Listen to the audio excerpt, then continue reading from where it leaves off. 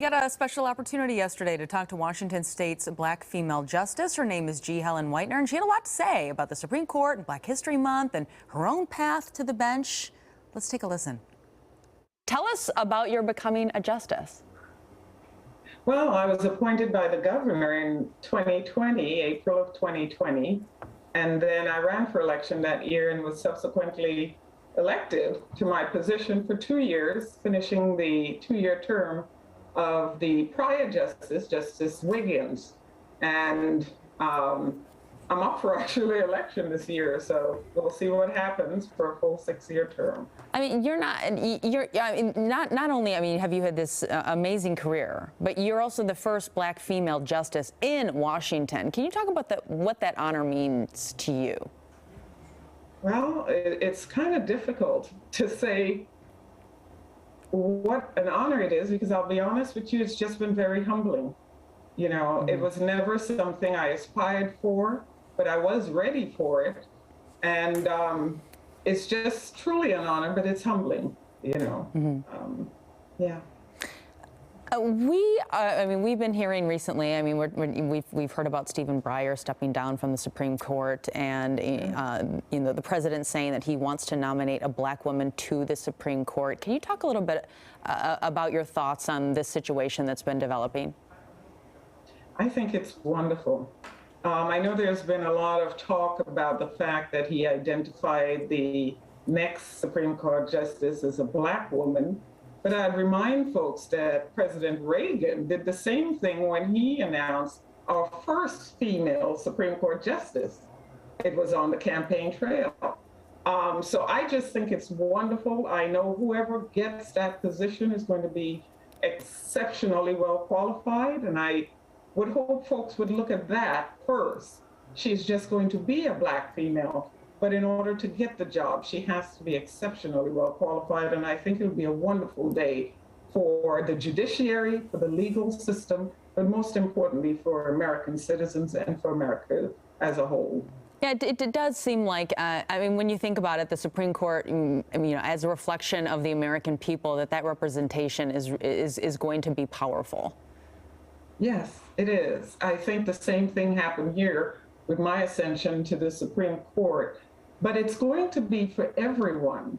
And I think most folks think of it as, it's almost as if you're a black Supreme Court justice, you only represent black people, and that is so wrong. We represent all, and this individual is going to be looking out for the American citizens as a whole. They're going to uphold the law. It's about the rule of law, and they're going to uphold the law and do it well for all of us. I'm excited. Well, and I guess on that note, I mean, you're right, it is. It's about upholding the rule of law. As you said, this person is going to be well qualified, obviously, if they're being considered for this massive position here. But we are hearing pushback from people saying that it's not fair that they're already choosing someone based on their sex or ethnicity. I mean, what would be your response to something like that you might hear? Well, we don't hear that when they choose men. So I think it's wonderful that they try to have representation of the community that we serve. And we serve all of America. So a representation of all of America doesn't hurt the system. It actually engenders trust and confidence in it. And that is something paramount for the legal profession, but most importantly for the judiciary. We are to be representative of an institution that builds trust and confidence in the institution, but it's for the community to see us as such. And, when we talk about, making history in a way, because it sounds like an appointment like that would absolutely be history making. I also, we've been talking today about Black History Month. It's the beginning of Black History Month as well today. And as we talk about, someone on the Supreme Court who would represent all Americans, talk a little bit about how, why Black History Month is important, not just for Black Americans, but for all Americans as well. Education is key in understanding differences. So Black History Month is a month to celebrate the accomplishments of Black individuals and their contribution to our society.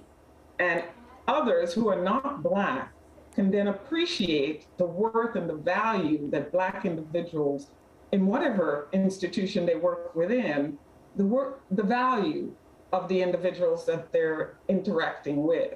So just like you have Black History Month, and prior to that, you only heard about slavery as the contribution of Black individuals to the American society.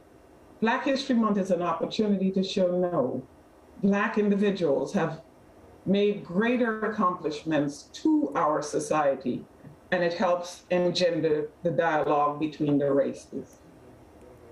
Well, Justice, we appreciate you being with us and answering our questions this morning. Thank you. Well, thank you for having me. I do appreciate being here with you. Yeah, absolutely.